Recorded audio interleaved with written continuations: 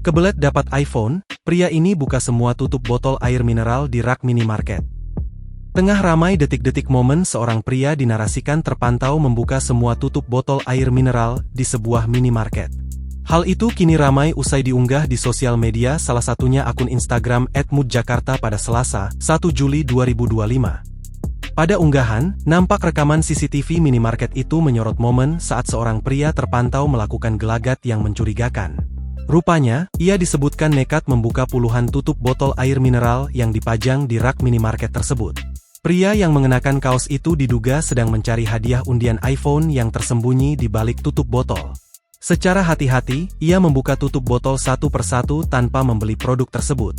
Usai ditelusuri, unggahan pertama kali dibagikan oleh akun TikTok @cctvmerah pada Kamis, 26 Juni 2025. Kebelet dapat iPhone nih, sampai FYP ke abangnya, tulis keterangan pada unggahan. Disebutkan jika momen ini terjadi pada Minggu, 22 Juni 2025, sore namun belum diketahui lokasi kejadian. Video berdurasi 21 detik ini pun kini ramai ditanggapi oleh warganet. Banyak warganet menyayangkan tindakan pria tersebut yang dianggap merugikan pihak minimarket dan menyusahkan pegawai toko. Download Tribun X sekarang, menghadirkan lokal menjadi Indonesia.